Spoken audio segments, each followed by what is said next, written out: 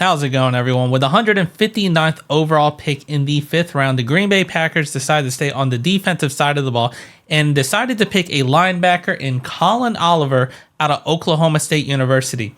So, starting off with his RAS score, he scored a pretty high RAS score at a 9.74, comes in at a height of 6'1", weighs 240 pounds, and did the bench press 24 times, and ran a blazing 40-yard dash at 4.56 seconds.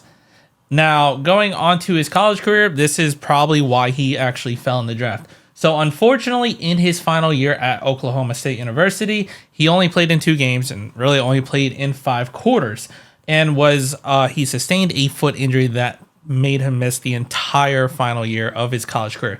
Now, granted, he could have, because of that, he could have been a redshirt and played another year at Oklahoma State University, but was invited to the Senior Bowl and decided to declare for the NFL draft. So in his final year, for the 2 games, or really 5 quarters that he played, he only accumulated 4 tackles, 2 tackles for loss, 1 sack, and actually also had 10 hurries in his final year. So the year before that, played in 14 games, had 73 total tackles, 16 tackles for loss, and 6 sacks.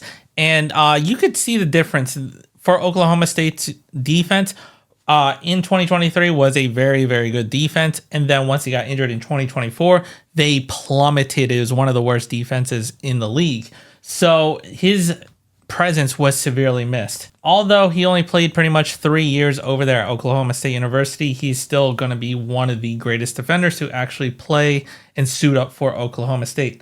He'll finish his career there at 4th in tackles for loss at 40.5, 7th in tackles for loss yardage at 198, 5th in sacks at 23.5, and 5th in total yards from sacks at 167. His 5 forced fumbles narrowly missed the cut for a top 10 spot in that area. So even though played 3 years, final year was cut short, he went up the ranks and is one of the best defenders for Oklahoma State University.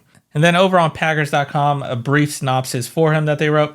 Oliver is a 3-time second-team All-Big 12 Conference selection from 2021 to 2023, whose final collegiate season was shortened to just 2 games due to a foot injury. On the smaller side for an edge rusher in the NFL, Oliver came onto the scene strong in 2021, earning freshman All-American or America honors and being named Big 12 Defensive Freshman of the Year with 11.5 sacks among 15.5 tackles for loss.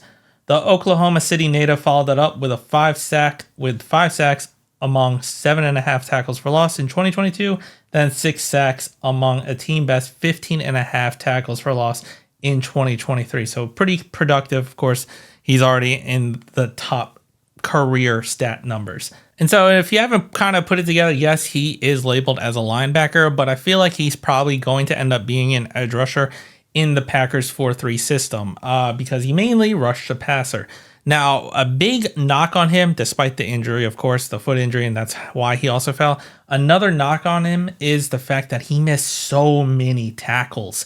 In just his actual full final year in 2023, he missed 25 total tackles, which was good for a 24.5 missed tackle percentage. And for his career over there at Oklahoma State University, had a 27.6 missed tackle percentage. So tackling is a problem for him. And, well, you need to tackle. I don't want to see more players before Jeff Hafley when players were missing tackles. So that is a big knock on him, and it's probably another reason why he fell.